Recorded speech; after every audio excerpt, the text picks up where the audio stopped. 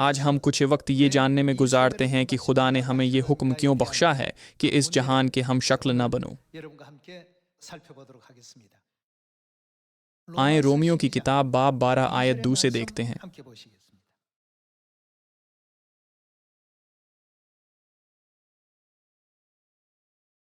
Romeo बाब 12 आयत 2 में ये लिखा है कि और इस जहान के हम शक्ल न बनो बल्कि अक्ल नई हो जाने से अपनी सूरत बदलते जाओ ता कि खुदा की नेक और पसंदीदा और कामिल मर्जी तजर्बा से मालूम करते रहो।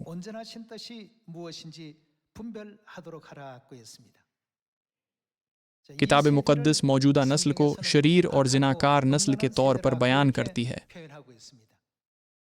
हत्ता कि अगर दुनिया में हर चीज़ की इजाज़त हो तो क्या हमें वो लोग नहीं होना चाहिए जो उस बात को कबूल नहीं करते जिसकी खुदा इजाज़त नहीं देते।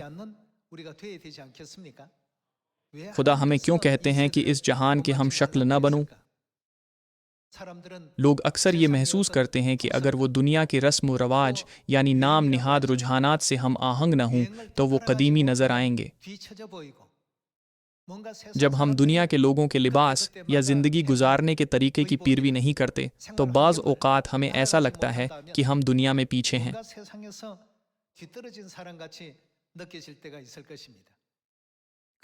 ताहम खुदा कहते हैं कि इस जहान के हम शक्ल न बनो। इसकी वजह यह है कि खुदा इब्तदा ही से अंजाम को जानते हैं। वो सबसे बेहतर जानते हैं कि ये नस्ल कितनी बदकार और जिनाकार है। नूह के दिनों में भी, जैसा कि पैदाइश की किताब में लिखा है, दुनिया में गुनाह बहुत ज़्यादा था और सब काम जो इंसान करते थे खुदा की नज़र में इतने बुरे थे कि उन्होंने पानी से दुनिया की अदालत की। किताब मुक़द्दस में यूं दर्ज किया गया है,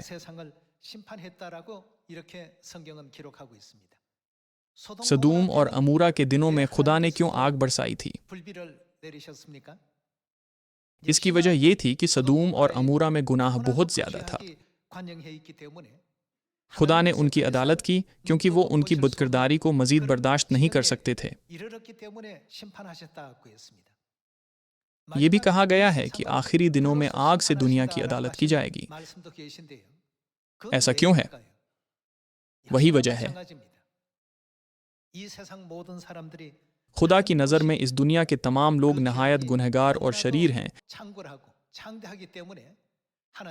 इसलिए खुदा आसमानी लोगों से कहते हैं कि गैर कौमों की रविश न सीखो। मेरा मानना है कि अगर ये ऐसी ज़िंदगी है जिसे दुनिया के लोग कबूल करते और बर्दाश्त करते हैं, लेकिन अगर खुदा कहते हैं कि ये उनकी नज़र में बुरी है तो हमें उस राह पर नहीं चलना चाहिए।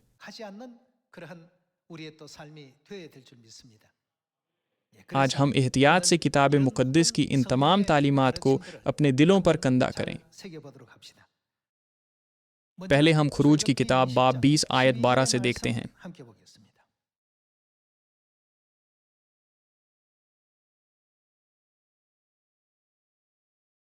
खुरूज बाब 20 आयत 12,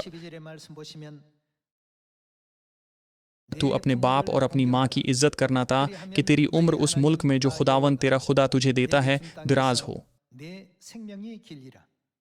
तू खून न करना, तू जिना न करना, तू चोरी न करना, तू अपने पड़ोसी के खिलाफ झूठी गवाही न देना,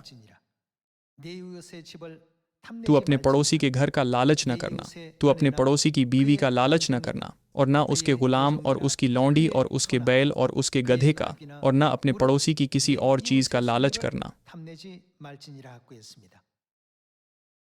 आयत 14 में खुदा कहते हैं तू जिना न करना। तकरीबन 7 साल गुजर चुके हैं जब से बाप ने इस ज़मीन पर खुशखबरी की मुनादी की और हमारी खुदा की कलीसिया कायम हुई। किसी भी ज़माना में खुदा हमेशा हमें सिखाते हैं कि इस बदकार और जिनाकार नस्ल के हम शक्ल न बनो।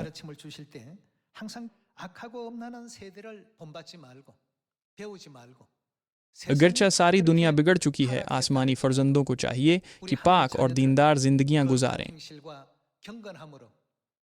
उन्होंने हमें बीदार किया कि खुदा के उस दिन के आने के मुंतज़िर और मुश्ताक रहते हुए ईमान न खो देना। आए दूसरा पतरस की किताब बाब 3 से देखते हैं।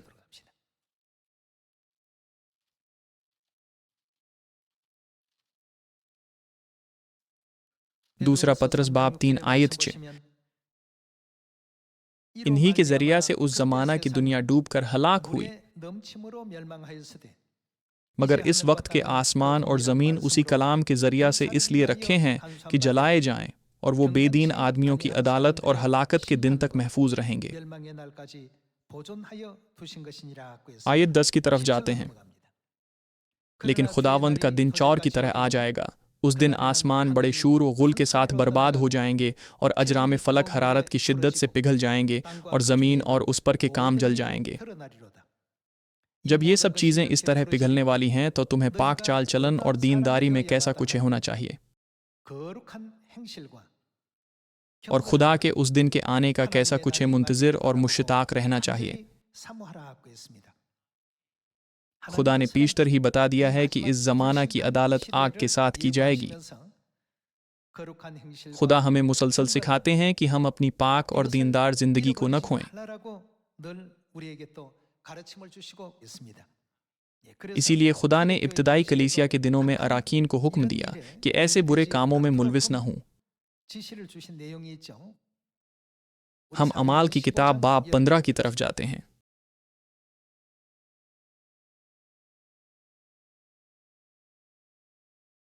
अमाल बाब 15 आयत 28। क्योंकि रूहुल कुद्स ने और हमने मुनासिब जाना कि इन ज़रूरी बातों के सिवा तुम पर और बोझ न डालें, कि तुम हमें क्या करना है। बुतों की कुर्बानियों के गोशित से और लहू और गला घूंटे हुए जानवरों और हरामकारी से परहेज करो। अगर तुम इन चीज़ों से अपने आप को बचाए रखोगे तो सलामत रहोगे। वलसलाम। हमें समझना चाहिए कि खुदा यानी रूहुल कुद्स ने हर दूसरे भारी बोझ को हटा दिया है, और जो बात उन्होंने हमारे लिए लाजिम करार दी है वो यही नुक्ता है।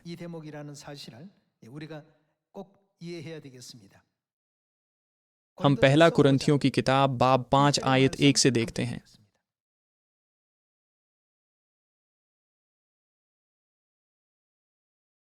बाब 5 आयत 1। यहाँ तक सुनने में आया है कि तुम में हरामकारी होती है, बल्कि ऐसी हरामकारी जो गैर कौमों में भी नहीं होती। चुनांचे तुम में से एक शख्स अपने बाप की बीवी को रखता है, और तुम अफसोस तो करते नहीं। ऐसी बद्दी पर मातिम करना चाहिए, ताकि जिसने ये काम किया वो तुम में से निकाला जाए, बल्कि शेखी मारते हो। लेकिन मैं गो जिस्म के एतबार से मौजूद न था, मगर रूह के एतबार से हाजिर होकर गविया बहालती मौजूदगी ऐसा करने वाले पर यह हुक्म दे चुका हूँ कि जब तुम और मेरी रूह हमारे खुदावंद यीशु की कुदरत के साथ जमा हो, तो ऐसा शख्स हमारे खुदावंद यीशु के नाम से जिस्म की हलाकत के लिए, ऐसा शख्स किसके हवाला किया जाए? शैतान के हवाला किया जाए। हम पहला कुरंथियों की किताब बाब 6 आयत 18 से जारी रखते हैं। हरामकारी से भागो। जितने गुनाह आदमी करता है वो बदन से बाहर हैं, मगर हरामकार अपने बदन का भी गुनहगार है। क्या तुम नहीं जानते कि तुम्हारा बदन, किताब मुक़द्दस क्या कहती है कि हमारे बदन क्या हैं? ये रूहुल कुद्स का मक़दिस हैं। क्योंकि हमारे बदन खुदा का मक़दिस हैं, जहाँ खुदा रहते हैं, तो हमें ऐसी चीज़ों से रूहुल कुद्स के मक़दिस को नापाक नहीं करना चाहिए। क्या तुम नहीं जानते कि तुम्हारा बदन रूहुल कुद्स का मक़दिस है, जो तुम में बसा हुआ है और तुमको खुदा की तरफ से मिला है, और तुम अपने नहीं, क्योंकि कीमत से खरीदे गए हो। बस हमें क्या करना चाहिए? अपने बदन से खुदा का जलाल जाहिर करो। जब खुदा ने सदूम और अमूरा को तबाह किया था, तो उन्होंने एक रास्तबाज आदमी लूत को बचाया था, जबकि उन्होंने बाकी लोगों को हलाक कर दिया था। इस ज़माना में हमें एहतियात से हलाक होने वालों और निजात पाने वालों के दरमियान फ़र्क का जायज़ा लेने की ज़रूरत है। किस किस्म का शख्स बचाया गया था, और वो शख्स किन हालात में बचाया गया था? तो फिर क्यों दूसरों की अदालत आग से हुई? खुदा कहते हैं, क्या तुम नहीं जानते कि तुम्हारा बदन खुदा के खून से खरीदा गया है और रूहुल कुद्स का मक़दिस है? तुम अपने इख्तियार में नहीं हो।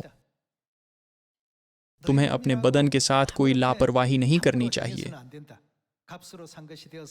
तुम कीमत से खरीदे गए हो, इसलिए हमें क्या करना चाहिए? अपने बदनों से खुदा का जलाल जाहिर करो। हमें वो आसमानी लोग बनना चाहिए जो खुदा को जलाल दे सकते हैं। आए इसे इफ्सियों की किताब बाब 5 से देखते हैं। अगरचा कोई काम दुनिया के लोगों के नज़दीक राइज और मकबूल हो, लेकिन अगर खुदा इसे नापसंद करें और इसमें उनकी मर्जी ना हो, हमें इसे नहीं करना चाहिए। हम वो मकदिस हैं जिसे खुदा ने अपने खून से खरीदा है। मकदिस को बुरी चीज़ों से नापाक नहीं करना चाहिए।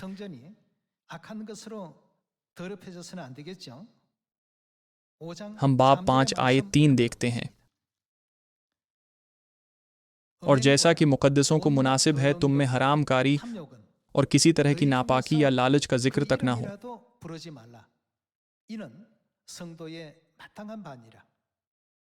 और न बेशर्मी और बेहूदा गोई और ठट्ठाबाजी का, क्योंकि ये लायक नहीं बल्कि बरअक्स इसके शुक्रगुजारी हो। क्योंकि तुम ये खूब जानते हो कि किसी हरामकार या नापाक या लालची की जो बुत प्रस्त के बराबर है मसीह और खुदा की बादशाही में कुछ मिरास नहीं।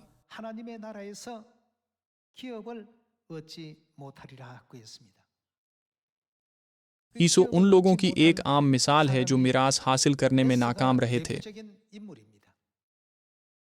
वो अपने बाप की जायदाद मिरास में पाने के मकाम पर था, लेकिन वो भूख का एक लम्हा बर्दाश्त न कर सका और आर्जी जज्बात के बहाव में बहक गया। आए यीशु की कहानी पर एक नज़र डालते हैं जिसने अपना पहलौठे होने का हक खो दिया था। इब्रानियों बाब 12 की तरफ जाते हैं।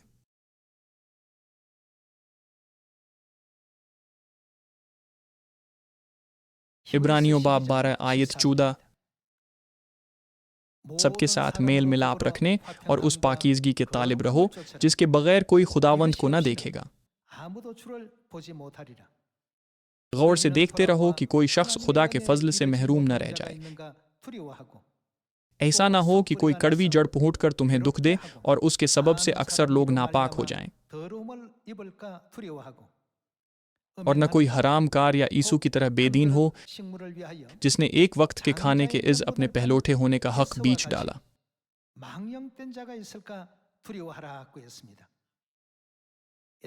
अगरचा ईसू पहलौठा था, पर उसने दाल के एक प्याले के इज़ अपना पहलौठे होने का हक बीच दिया।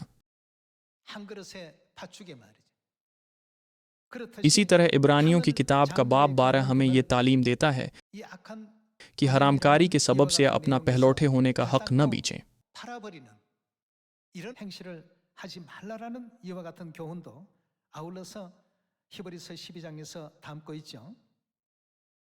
और न कोई हरामकार या ईसू की तरह बेदीन हो जिसने एक वक्त के खाने के इज़ अपने पहलौठे होने का हक बीच डाला। आयत 17। क्योंकि तुम जानते हो कि इसके बाद जब उसने बरकत का वारिस होना चाहा तो मंजूर न हुआ, चुनांचा उसको नीयत की तब्दीली का मौका न मिला गो, उसने आंसू बहा बहा कर उसकी बड़ी तलाश की। खुदा ने किताब मुक़द्दस के ज़रिए ज़ाहिर किया और सिखाया कि किसी का अंजाम ऐसे मकाम पर हो सकता है जहाँ हत्ता की तौबा का मौका भी नहीं दिया जाता। इस आखिरी ज़माना में शैतान दुनिया को बदकार और जिनाकार बनाकर हत्ता की आसमानी लोगों पर बुहतान लगाएगा और उन्हें आजमाएगा। चूंकि इब्तदा से अंजाम को देखने वाले खुदा जानते हैं कि लोग ऐसे बुरे मंसूबों में पड़ सकते हैं, इसलिए वो इस ज़माना में रहने वाले हम लोगों को पाकीज़गी और दीनदारी पर जोर दे रहे हैं।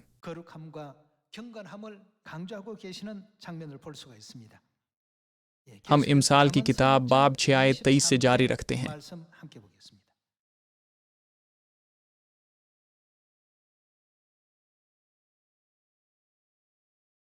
आए बाब 6 आयत 23 से देखते हैं। क्योंकि फरमान चराग है और तालीम नूर और तरबियत की मलामत हयात की राह है,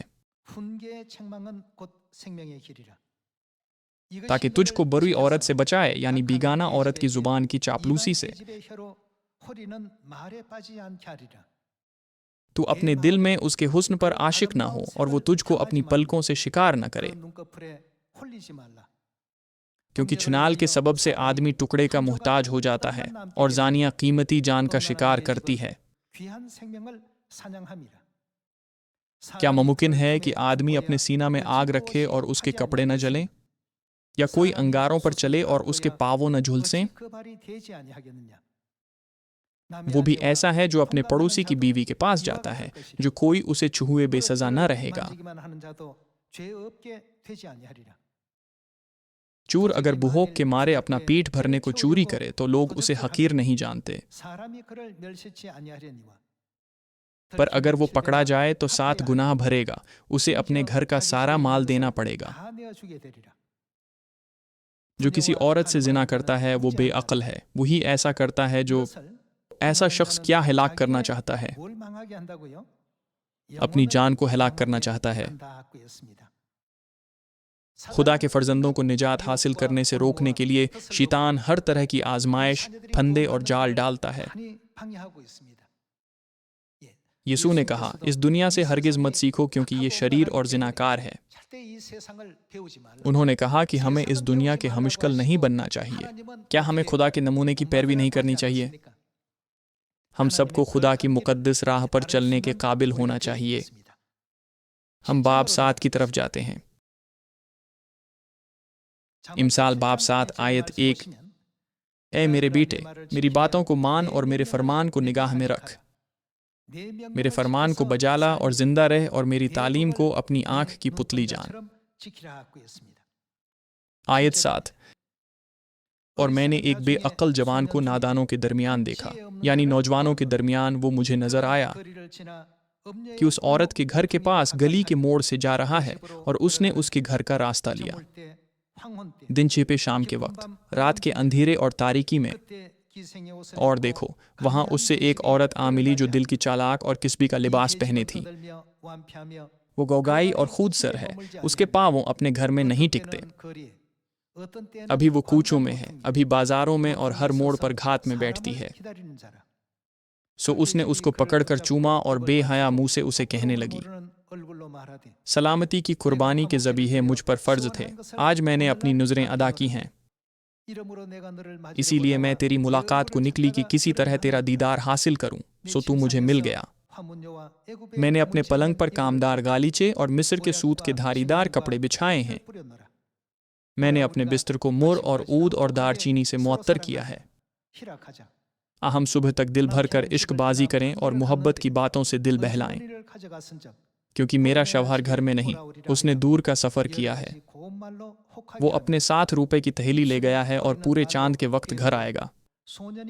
उसने मीठी मीठी बातों से उसको फुसला लिया और अपने लब्बों की चापलूसी से उसको बहका लिया। वो फौरन उसके पीछे हो लिया, जैसे बैल ज़िबह होने को जाता है या बीड़ियों में अहमक सज़ा पाने को। जैसे परिंदा जाल की तरफ तेज जाता है और नहीं जानता कि वो उसकी जान के लिए है, हत्ता कि तीर उसके जगर के पार हो जाएगा। सो अब ऐ बैठो, मेरी सुनो और मेरे मुंह की बातों पर तवज्जो करो। तेरा दिल उसकी राहों की तरफ माइल ना हो, तो उसके रास्तों में गुमराह ना होना, क्योंकि उसने बहुतों को जख्मी करके गिरा दिया है, बल्कि उसके मकतूल बेशुमार हैं। उसका घर ऐसी राह है, पाताल का रास्ता है और मौत की कोठरियों को जाता है। इन तमाम मामलात के हवाले से किताब मुक़द्दस हमें तनबिया पर तनबिया करती है।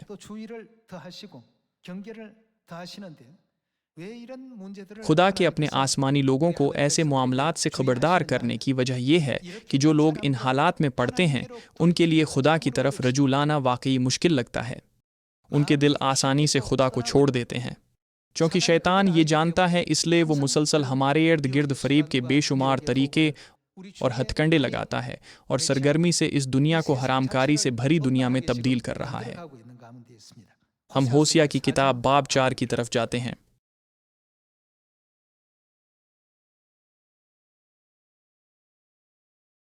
होसिया बाब 4 आयत 12। मेरे लोग अपने काठ के पुतले से सवाल करते हैं, उनका लुठ उनको जवाब देता है, क्योंकि बदकारी की रूह ने उनको गुमराह किया है और अपने खुदा की पुनाह को छोड़कर बदकारी करते हैं।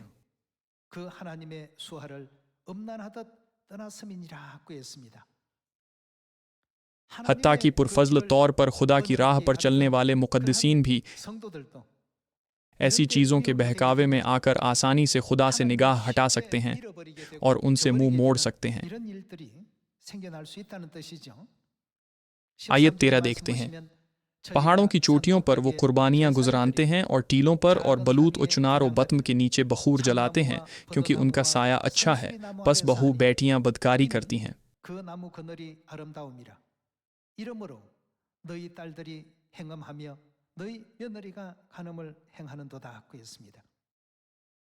आसमानी लोग इस तरह से खुदा को छोड़ सकते हैं। शैतान उनकी कमज़ोरियों से अच्छी तरह वाकिफ़ है। इसलिए किताब मुक़द्दस की तालीमात और मुख्तलिफ़ ज़मानों के नबियों के वसीला खुदा बार बार कहते हैं कि इस दुनिया के हमशक्ल न बनो। वो बार बार ताकीद करते हैं कि कभी भी दुनिया की पैरवी करने की हमाकत में न पड़ना कि दुनिया कहती है ऐसी चीज़ें ही हैं या ऐसा ही होना चाहिए। आए होसिया बाब 5 आयत 4 की तरफ जाते हैं। हम बाब 5 आयत 4 देखते हैं। उनके ऐमाल उनको खुदा की तरफ रजुआ नहीं होने देते। उनके अमाल उन्हें खुदा की तरफ रजू लाने से मुसलसल रोकते हैं। इसकी वजह यह है कि दीगर गुनाह बदन से बाहर हैं, लेकिन हरामकारी हमेशा अपने ही बदन में सरजद गुनाह है। आयत 4 देखते हैं। उनके अमाल उनको खुदा की तरफ रजुआ नहीं होने देते, क्योंकि बदकारी की रूह उनमें मौजूद है। नतीजतन वो किसको नहीं जानते? ये कहा गया है कि वो खुदा को नहीं जानते। वो खुदा के कलाम को नज़रअंदाज कर देते हैं। आखिरकार वो सही सोच से महरूम हो जाते हैं, ख्वाह वो सच्चाई की राह पर चल रहे हों या मुकम्मल तौर पर गमराह कुन जिंदगी गुजार रहे हों।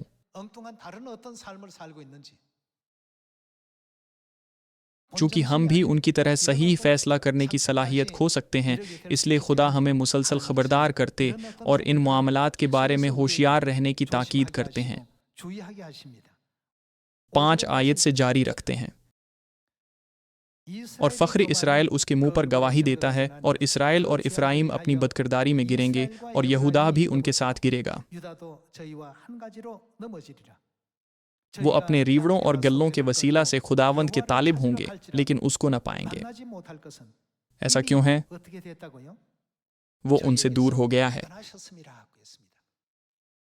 यीशु ने अपना पहलोठे होने का हक खो दिया, और बाद में दोबारा बरकत हासिल करने की कोशिश में वो फूट फूट कर रविया और अपने बाप से इल्तिजा की कि उसे बरकत दे। ताहम उसके बाप ने कहा, तमाम बरकत याकूब को दी जा चुकी हैं। बख्शी गई बरकत वापस नहीं ली जा सकती। हरामकार शख्स यीशु की मानिंद हो जाता है, जो रोता और फरियाद करता जाता है। खुदा हमें बताते हैं कि आर्जी लज्जतों की खातिर अब्दी आसमानी चीज़ों को न खो दें, और ये कहते हैं, न इस दुनिया के हमशक्ल बनो और न इस दुनिया के नमूने पर चलो। हम किताब मुक़द्दस में देख सकते हैं कि खुदा बार बार इस पर जोर देते हैं। हम दूसरा पतरस की किताब बाब 2 आयत 5 से देखते हैं।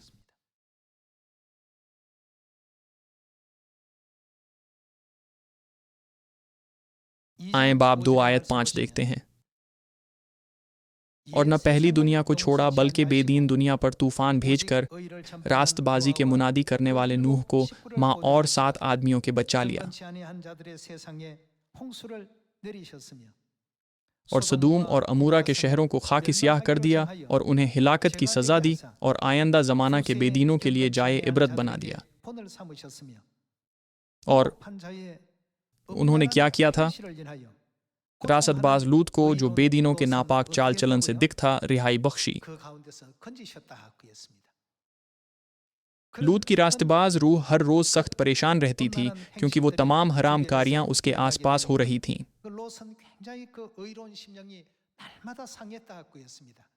यूं खुदा ने एक रास्तबाज आदमी लूत को बचाया।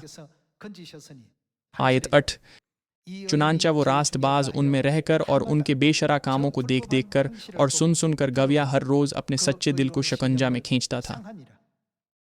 तो खुदावंद दीनदारों को आजमाइश से निकाल लेना और बुदकारों को अदालत के दिन तक सजा में रखना जानता है। यूं खुदा दूसरा पतरस की किताब बाब 2 के जरिए हमें इससे आगाह करते हैं। ऐसा ही एक वाकया 3500 साल पहले बियाबान में इसराइलियों के 40 साला सफ़र के दौरान पेश आया था। मिस्र से निकलने से पहले इसराइलियों ने 10 बार खुदा की कुव्वत, कुदरत और माजिज़ात देखे थे।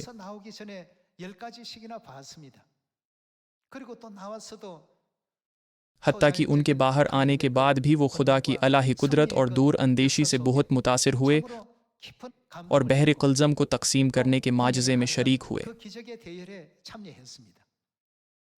मज़ीद बरां जब वो बयाबान में रहते थे तो उन्हें 40 सालों तक हर रोज़ मन नामी खुराक मिलती थी।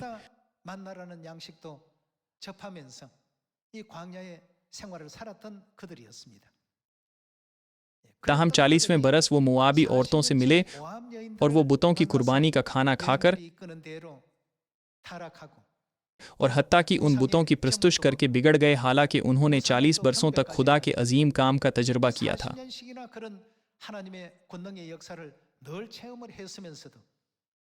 शैतान ने आखिर में ऐसा मुकरुआ ताश निकाला था हत्ता कि वो लोग जो 40 बरसों तक बगैर किसी मसले के फरमानबरदारी में चले थे, ऐन उसी लम्हा पर जब वो मुल्की कन्हान की दहलीज पर खड़े थे, मुआबी औरतों के बहकावे में आए, बुत प्रस्ती में पड़ गए और आखिरकार खुदा से मुंह मोड़ बैठे। यीशु के साथ भी ऐसा ही हुआ था, जो एक लम्हा के लिए भी अपनी भूख बर्दाश्त न कर सका और एक प्याले दाल के शोरबे के इज़ अपना पहलौठे होने का हक बीच डाला। क्योंकि खुदा पेशतर ही इन सब बातों को जानते और देखते हैं, इसलिए वो हमें बताते हैं कि आखिरी दिनों में दुनिया नहायत बदकार और जिनाकार हो जाएगी। इसलिए खुदा के आसमानी लोगों को जो आसमान की अब्दी बादशाही के आरजूमंद हैं, ऐसा ईमान रखना चाहिए जो पाक कामों और दीनदारी के साथ खुदावंद के दिन के आरजूमंद और उस दिन के मुंतज़र हों। वो वक्त जब वो मुआबी औरतों से मिले बियाबान के 40वें बरस में, यानी उनके कन्हान में दाखिल होने से चंद महीने पहले का था। ये वो आखिरी तदबीरें थीं जिनका उन्हें मुल्की कन्हान में दाखिल होने से ईन पहले सामना करना पड़ा था। चूंकि खुदा जानते हैं कि ये बुरी चीज़ें इस ज़माना में रूनमा होंगी, इसलिए खुदा चाहते हैं कि उनके फर्जंद पाक और दीनदार जिंदगी गुजारें। गिनती बाब 25 आयत 1।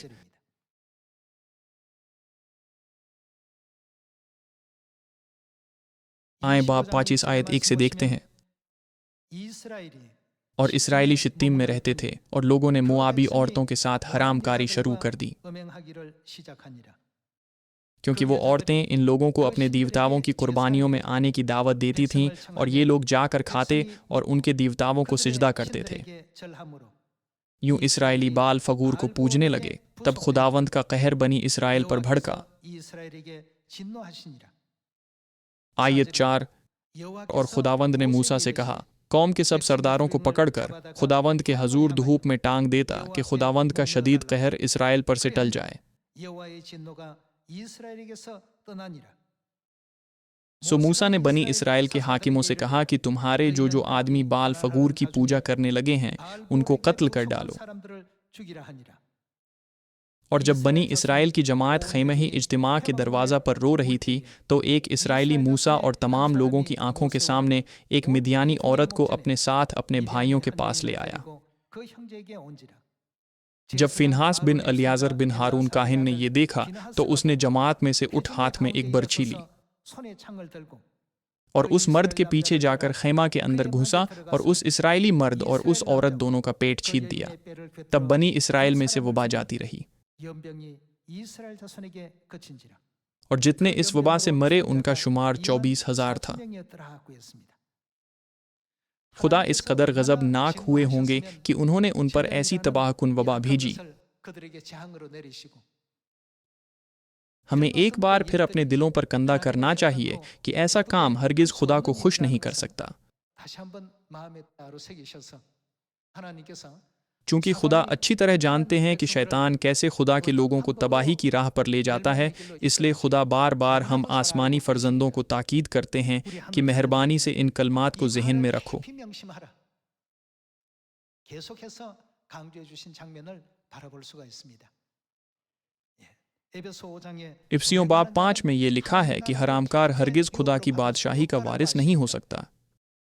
हमें किताब मुक़द्दस के अल्फाज को मजाक नहीं समझना चाहिए। 농담처럼 받으면 안 됩니다. हमें हरगिज भूलना नहीं चाहिए कि ये सब कलमात खुदा के मुतलक कलमात हैं 종말을 내다보시고 और ये निजात का किताबचा हैं जो हम आसमानी लोगों को बचाने के लिए तोहफे के तौर पर बख्शा गया है, क्योंकि खुदा इब्तदा ही से अंजाम को जानते हैं। 않는 우리 모두가 되어야 되겠습니다. चाहे दुनिया कितनी ही बदकार और जिनाकार बन जाए, आसमानी लोगों को खुदा की तालीमात के तहत रास्तबाजी और अच्छी तब्दीलियों से गुजरना चाहिए। 안에서 의롭고 선한 변화가 일어나야 되겠죠. आप सबसे एक बार फिर ये कहते हुए कि कोई भी पीछे न रह जाए और तमाम आसमानी फर्जंद बहफाजत आसमान की बादशाही में दाखिल हो सकते हैं, 다시 한번 당부를 मैं आज का वाज ख़त्म करना चाहूँगा। आपका बहुत शुक्रिया।